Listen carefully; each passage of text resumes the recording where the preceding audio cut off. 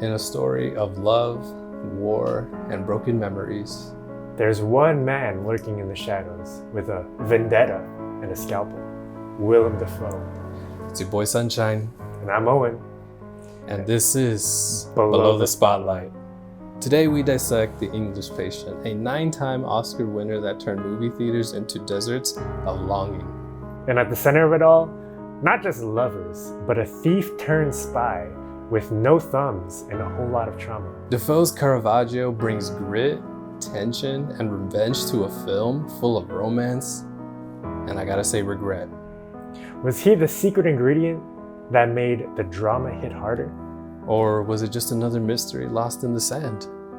Let's uncover it. Below the spotlight. All right, good afternoon, everybody, or morning, or evening. Welcome to Below the Spotlight. You already know this is a podcast where we discuss actresses, actors, and do a deep dive into their films, brother. Deep dive vibe. And today, as you already know, we're going to be doing Willem Dafoe's The English Patient. So here are a couple of fun facts for The English Patient. The budget was around $27 to $43 million. It did get about $232 million from the box office, which is kind of like what you would expect today for like a Marvel movie. Yeah, it's quite a lot of money. Yeah, it's pretty crazy. One of the top hits of its time. Yeah. The movie did release back in November of 1996, so I was barely 1 year old and a few months. It was written by the actual author, which is actually a book by Michael. I'm gonna try to see if I can make this pronounce it right. It's Ondaatje. I think so. Ondaatje. And the director of the movie was Anthony Minghella. Hopefully I pronounced those right. We have a couple of co-stars here. We have, I don't even know how to pronounce his name, but Ralph Fiennes. But it's pronounced Ralph. It's spelled It's Ralph. spelled like Ralph, but it's Rafe. Ralph Fiennes, Juliette Binoche, our amazing Willem Dafoe, Kristen Scott, Naveen Andrews, Colin Firth, Julian Wadham, and Jürgen Porchnow. I guess I should have said the characters, right, of who they play. It's okay, we'll kind of get into it a little bit as well in the summary. Owen, tell me what the heck this movie's about, brother. Yeah, so trying to keep it quick, but in general, there's this burnt victim, hence the English patient, because he's a patient in the Italian, like French-Canadian army. They kind of pick him up. He was very badly burnt, and we're trying to discover like what happened to him and what is going to happen to him. So as this nurse named Hannah is taking care of him in a Italian monastery, he kind of starts to remember his past with the help of Willem Dafoe's character, David Caravaggio. Yeah, so he kind of like presses on him because Caravaggio is kind of, as we described, a traumatized person, no thumbs, trying to discover what happened to his thumbs. So Caravaggio kind of gets into it with him. He's like, hey, I know you're the guy that did this. Mm-hmm. But Ralph Fiennes, the main character, the English patient, doesn't remember anything before his accident, which we come to find out was quite tragic, really. Pretty crazy. Yeah.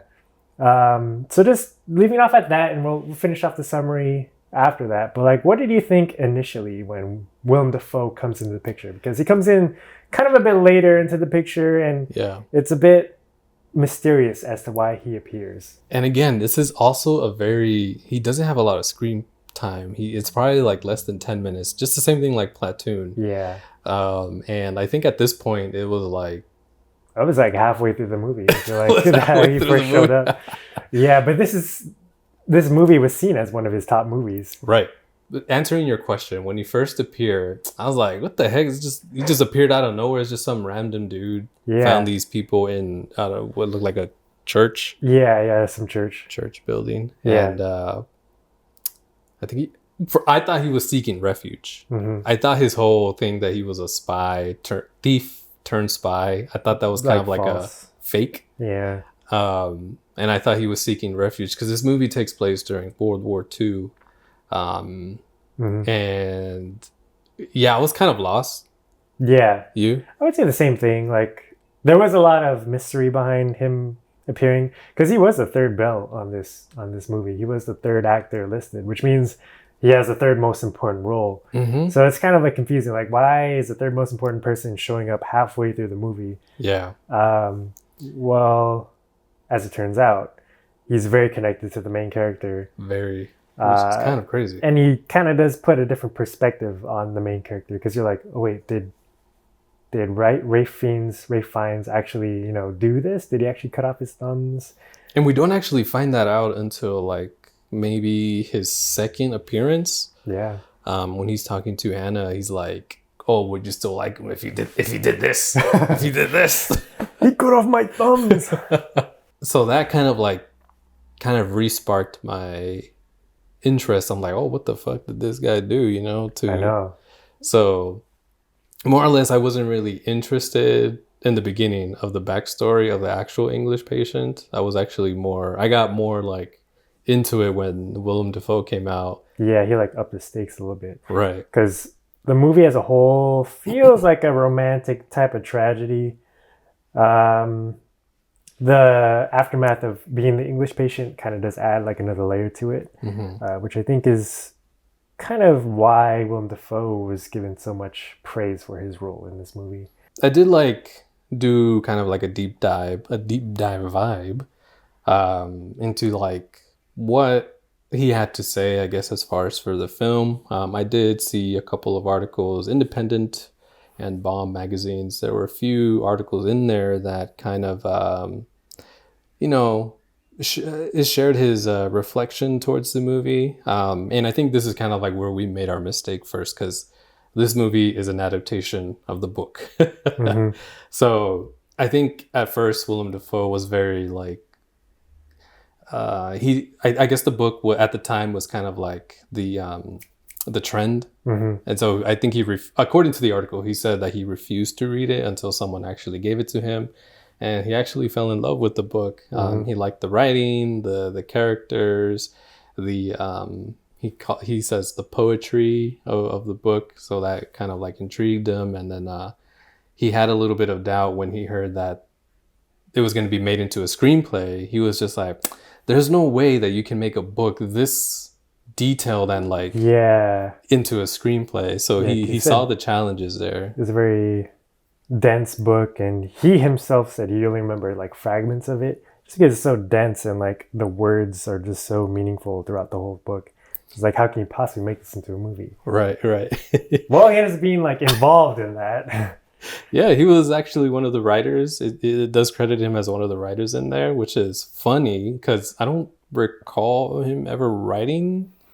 I think once you're like in that industry, you kind of do kind of everything a little bit. But I saw something where it said he actually helped develop his own character. The Caravaggio character, he helped develop that. Because it is kind of like the reason why the film is so, and the book is so like, so well known and loved is because they have that extra layer to this romance and this trauma in war. Yeah. And along with did you really like Caravaggio's character? I think I did. I mean, things kind of did feel like one-dimensional from everyone's point of view until it kind of like the layers kind of stacked on each other and you kind of the plot revealed itself. And then you kind of felt like, okay, this kind of makes a lot of sense now. I kind of feel the same way too, because I was like, who the fuck is this guy? Just like popping up. And but of course, once all the stories start kind of mingling together, his first intent was to, seek revenge, I guess, in a way. And then towards the end, he kind of feels somewhat, I feel like he kind of changes his tone to a little bit more of a compassionate towards the English patient. Yeah. So just, I guess we kind of like left the summary at like halfway through. So just to kind of finalize it is basically what Juan said. Caravaggio did realize that Almasi, who is Rafe Fiennes' character, the main character, the English patient, he realized that he is the guy that like was part of the German team that like tortured him. So he kind of got a little bit more information, realized like even though he was part of the team that did that, he was kind of like coerced or forced into that kind of situation. He didn't really actively, do anything bad, I guess. He's kind of just surviving, which is part of the theme of the story. Is like so many bad things come out of the war. Even like good people do bad things in the war. And this is a very complex situation. Yeah. So at the end, he realizes that, Almasi was doing all of this stuff to help someone that he loved as well. So he's like, well, this is pretty tragic. So his desire for revenge kind of dissipating. He's like, okay, you know what? This guy went through a lot. So he was fine. Caravaggio ended up being giving up that sort of revenge. He was just shooting up his morphine all the way up in his veins. Yeah, he asked for it. He was like, he like kind of nudged it. He was like, morphine, please? And he kind of like suggested that he wanted all the morphine. That was a junkie. Yeah. But and I guess with like such a small type of character, although it's reflected as big, I think this kind of like leads on to one of Dafoe's like fascinations on playing a character like this. In an interview or in an article that I had read, he essentially likes characters that kind of have like no background in some way, and I think this is kind of like where his skill set is, where it does its best, because like as he says throughout these interviews, he calls his acting pretending. And he develops these characters, mentally, or even just by reading the material. There was a question where they had asked him like if he was prepared to play the role. Defoe's response was like, very little. He said that you always take the process of finding out what you're doing. Ideally, you want stuff to work through you, and you believe that you're an everyman and framed properly. In good faith, you put yourself in a place where you can receive the adventure, then the character makes itself. So with that, like not knowing the full details, like other than like just knowing the script and the book, he kind of filled in. Right. He filled in. He felt this character, and I don't know how many other actors kind of adopt this skill set. Yeah, they can just create like a character's background. Because a lot of acting too is like, what is the motivation? Why is this character doing what they're doing? It helps them act. And then he kind of does that for himself. He creates that character. Yeah. So I think that's a very veteran move, I would say, in the acting industry. Just giving himself the material to work with. Yeah. And he also continues to say like, despite like seeing pictures of yourself and recognizing like all your talents or any deficiencies, finding a character is pretty much like mysterious for him. And again, he reiterates that it's all pretending. And essentially he's saying that you can't really prepare for that beforehand unless you just kind of like do a deep dive into the character, which I think is kind of cool, because to kind of put yourself in a different different person, really. Right. Yeah. I don't know if I can do that. I feel like it can be very so like if you play like a game of Mafia. Oh yeah, like Among Us. Right, or Among Us. So trying to be the person to deceive someone, that's a little bit hard and kind of scary too. Yeah, it gets sweaty for sure. But he's humble about it though, which is I find it to be great. Yeah. Another thing that I kind of found funny is that he did an audition. Oh yeah, he was asked, right? He was asked to play this role. He was asked to play this role. And that's another of like his humble qualities. Yeah, it's like at that point he was already, kind of a well-known name. Enough for them to ask him instead of auditioning a bunch of people who could be bigger names that you can get for this role, but they asked Willem Dafoe. I want to run through 2 scenes. Okay, go ahead. Maybe 3. But first scene, when he first arrives, Obviously, we said it's kind of mysterious. It's a lot of intrigue. And we kind of touched on like him filling out the character. So at this point, this is the first time you see Willem Dafoe at all in the movie. But you kind of feel there's a sense of history already, and like already a sense of like inner motivations as to why he's there and like what he plans on doing. So the first thing I want to look at is that, like when he first arrives, like again, like what are your first thoughts when he first arrives? Like, what do you think? Is he actually a thief? Is he pretending? Like, what did you think initially? Yeah, I thought he was pretending, and I thought he was, this is just me because of his past roles. I thought he was going to be somewhat of a person that kind of sabotages him in some way. He's like an evil guy, like how he kind of is in some of his other roles. Right. That's kind of like my first impression, because it's like, oh, I think he says that someone sent him there, or kind of told him where they were. It was like the friend of, or the neighbor of Hannah, who's the nurse at that time. Right. Yeah. And so I was like, that seems a little too good to be true. Yeah, he just happened to be in the right place, right time, it seemed like. Yeah. And that's just, and I think, sorry to interrupt, but I think that's just because of the Hannah role. Everything like died. Yeah, every person that she loved died due to the war, like, So that's what I thought was going to happen. Yeah. I could see that. And then later on, we get to the point where he meets Almasi, which is Ralph Fiennes' character, for the first time. Yeah. And there is like a lot of like tension there too, initially. I don't know if you caught it, but Ralph Fiennes is like, Hannah told me your name is Caravaggio. Like that, it's too like preposterous of a name for you to make up. So you must be telling the truth. Yeah. And then Caravaggio's like, oh yeah, what's your name? He's like, oh, I don't know my name. And he's like, well, like, how can you possibly forget your name? So there's already like a lot of tension there. He already kind of like fires at him. Like, so did you catch any sort of feelings or like thoughts about that first meeting scene? Because that's him meeting the person who he thought like helped torture him. I think it just kind of like supported my initial thoughts when he first appeared. Was like, yeah, Caravaggio is kind of like a goofy name, So, but I also made me feel like, oh well, this guy's fucking burnt. He doesn't remember anything apparently, but Caravaggio countered his bluff, I guess.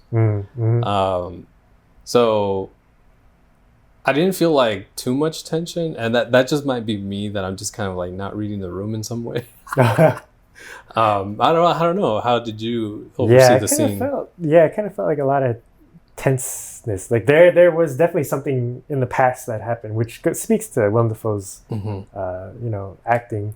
But you kind of felt like, oh, something did happen between Caravaggio and this guy. Like I kind of believe Caravaggio at this point. Oh, really? That something did occur between the two in the past. Interesting. At that point, you didn't really see like his thumbs too much. Right. I don't think. So you didn't know what it was at that point. But that brings me to my last scene that I want to go over, which is Caravaggio getting tortured, which is kind of like the one scene that you kind of really remember in the movie. Yeah. Which again is something that Willem Dafoe kind of stole kind of the show a little bit. Did pretty good. But he was, detained by the Germans, trying to flee the area in Africa. And then he was like, what's your name, blah, blah, blah. And he's like, give me, the Germans are saying, like, give me names, like, of people that you're helping and things like that, trying to get information out of him. So he's like, nah, like, I don't know if he actually didn't know or if, he was being a tough guy. But he was like, like, don't cut me or anything. Like, he was actually, like, super scared in that moment. I kind of felt scared too. Yeah. I was like, oh, I kind of like was biting my finger a bit. I was like, oh my God, they're going to cut him. Yeah. And they did it with the most dullest looking blade ever. I could imagine. Yeah. They had the nurse who was going to help treat him. Yeah. They're going to treat Caravaggio or Willem Dafoe for whatever ailments he had. And he's like, no, like, nurse, go get that scalpel and go, like, cut his fingers off. In a situation like that, because at first, he was just saying, like, he was deflecting, like he didn't know anything and leave him alone. He was requesting a doctor for medical.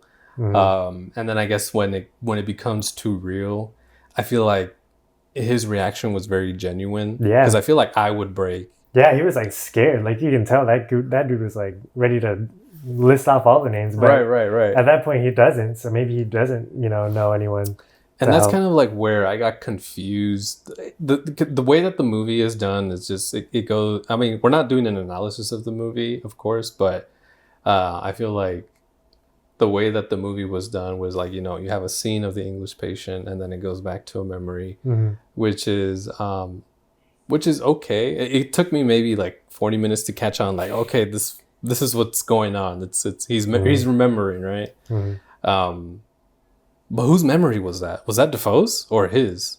It looked like Defoe's, but then it turns out the reveal in that scene was that uh, Almasi, or Ray Fiennes' character, was there. He was part of that German team. He was like taking notes or something, right? I don't know. It didn't look like him. Can you search It was up? him. Can you search up an image? No, it was him. Are you sure? Yeah, it was him. Because remember at the end, it kind of revealed like, oh, Almasi, he did join the Germans because out of survival, he had to just kind of like live in that area through the times to help him also find his, loved one as well. Right. Yeah, so that was kind of like the big reveal. Is like he was part of that team, but he wasn't there to be German. He was there kind of just to survive. Yeah. Yeah, I don't remember. I didn't catch that guy's I didn't catch what are those people called? He was taking notes. Someone was taking notes, but I didn't catch like the. Yeah, I don't know exactly what he was doing, but he was there. I don't know. Yeah. How would you like? Would you break under that? Like, I feel like I would, dude. would you be able to I be feel like a I wouldn't spy? I couldn't be a spy. I feel like I couldn't even. Like if I got captured, I'd be like, it's one, and then I'd list all the names of all my friends and everything. I'd be like, oh, that's it. Damn, that's crazy. So what if like you were put in a situation where it's like something bad was done, they catch you, turns out it's like your wife. Like, would you still break? Yeah, that'd be tough. That'd be very hard. Once they bring up the scalpel, I'd be like, over there. Here's a phone number. I think I would too, and I feel like that.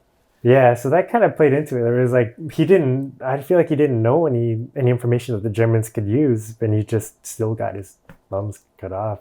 Yeah, I wanted to bring up like also like if you were tortured in that way, and you ended up coming back around as Caravaggio, because he was getting revenge on everyone that was like torturing him, is what he said.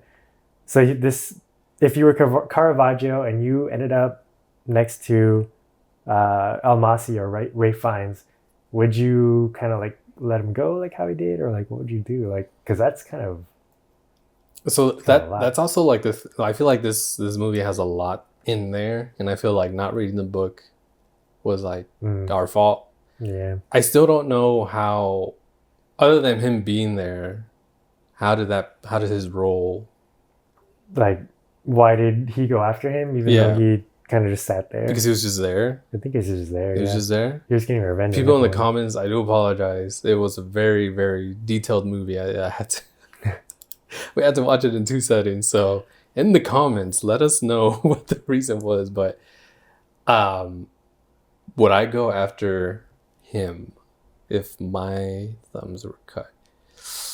Honestly, I think probably not my thumbs. I'd be like, whatever.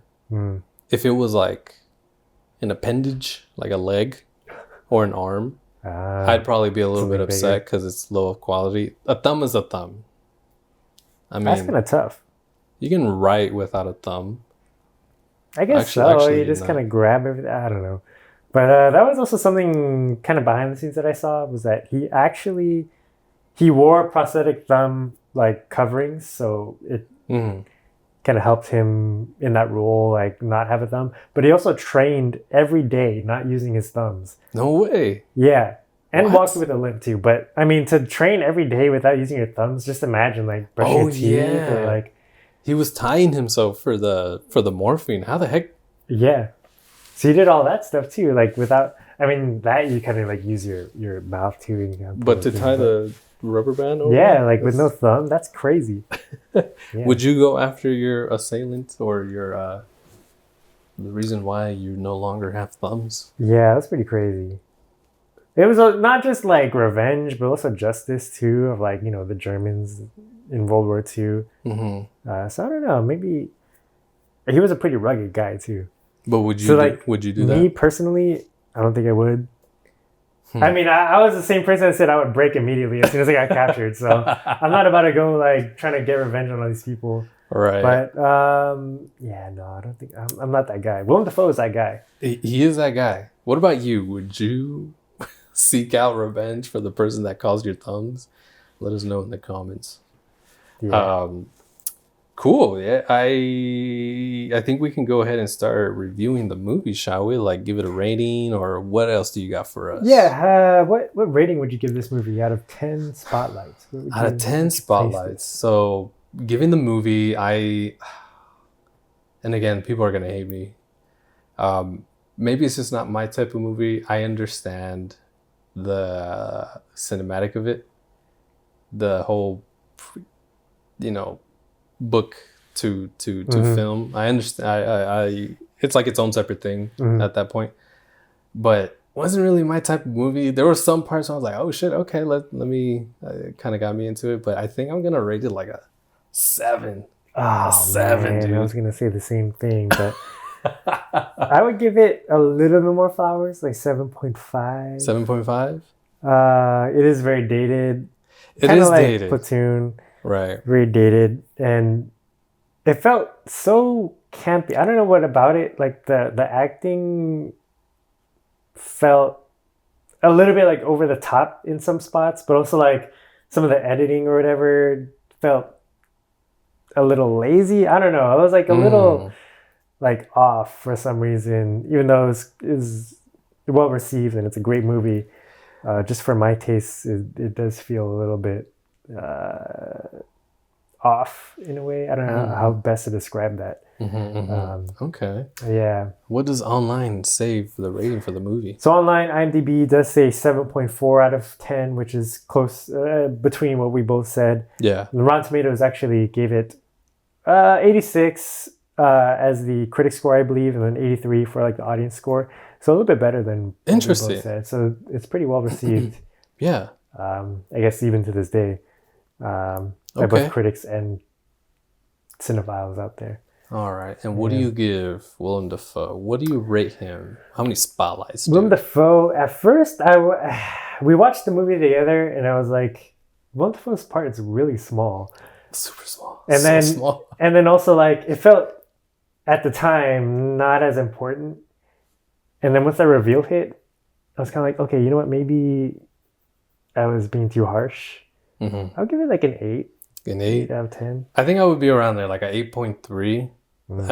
Again, I felt like I feel like he has better performances. Although this one he did pretty well for a short character, short screen time. Yeah. Kind of know his story with his expressions, his display of the whole thing. Yeah, he didn't have like a mean face in this movie. I feel like that's pretty common in most Willem Dafoe movies. He has like a very expressive face. So in this one, he was pretty like reserved. He was reserved in most of the movie. He was very. To me, it looked like he was kind of like biting his lip in some way, just holding back. Yeah. Because he's like, oh, I got this guy right here, and then I don't know why he didn't do it right then and there. That is true. I guess at that point too, he's helpless. You might as well ask him about what happened. You think because Hannah was there? That too, probably. He didn't want to just like right then and there. Because that's what I thought the character wanted to do. I was like, oh shit, it's like right there. Let me just grab a dagger and just cut his throat. Yeah, that went easy. But yeah, no. Would you recommend this to somebody else to watch? You know what? As a movie, it was a very long movie. 2 hours and 40 minutes. 40, yeah, something crazy like that. So, I think I'm going to pass on this one to recommend as well. On the Willem Dafoe movie night. This one, yes, I am going to pass. But if you are interested in a very passionate love story, not just one love story, but multiple tragedies centered through all of the characters, somehow mingled together. By the way, Kip, amazing hair. Oh, yeah. He's the Sikh lover of Hannah the nurse in the present day. His hair, when he popped out, I was like, damn. I know, like, that guy he was beautiful man. Yeah, no, so it's overall just a great Willem Dafoe performance. Like you said, not his best, but kind of like as you go through the movie, you're like, okay, there's a lot of nuance to this. What number of movie, like, what number of film is this for him? Because this was done in 1996, and I think his earliest was in the 80s. Quite a bit. Platoon was 1986, which was one of his first, major roles. So I have to imagine he has quite a bit of roles in between then and now, or then in 96. But aside from that, like, just his, it seems like he's a veteran, in acting at that point too. Mm-hmm. Yeah, I think he was like around in his 40s, maybe earlier. Yeah. Really. Yeah. But yeah, if you guys want to check out The English Patient, go ahead and check it out on Tubi. Pluto TV? Pluto TV. Pluto TV, not a sponsor. At the time of recording, Pluto TV. Pluto TV, but with ads. With ads. But Pluto, if you guys want to sponsor the Spotlight Boys, you know where to hit us up. Got more Willem Dafoe movies? Yeah. But any more closing statements, my friend? Any more comments about the movie? I think we kind of wrapped it up pretty good. Yeah, no, that was a pretty great, solid movie. Another kind of one where Willem Dafoe had a smaller or shorter screen time, but he still killed it, as he always does. Yes, sir. Any closing words or remarks from you? No, yeah, same as you. Very small role. He has better roles, and I'm more than excited to look into. And that leads off to our next film. What's our next film? So next film, we're traveling 4 years into the future from The English Patient. So the year 2000 is The Shadow of the Vampire. I don't know nothing about this one. I believe he plays Nosferatu. Nosferatu? Yeah. That's crazy. Which we just saw. Was it this year? It was this year. It was this year. Earlier January, this year. we saw Nosferatu here, 2025. Yeah. And he was not Nosferatu. He was not Nosferatu. He was another, I would say, kind of character that he tends to play as well. It's like another doctor role. But we'll see. We see how he is in this movie. I believe it's not the traditional take on like a vampire movie as well. So I think we'll be pleasantly surprised. So join us for that as well. Yeah. So again, if you guys want to take a look at The English Patient, check it out on Pluto. It's free. And I appreciate y'all being here tonight while we do a little discussion on our boy Willem Dafoe. Catch us next week when we watch, what's the name of the movie? Shadow of the Vampire. Shadow of the Vampire. 2000. And enjoy, everybody. Happy movie watching. Yes. Bye. Bye.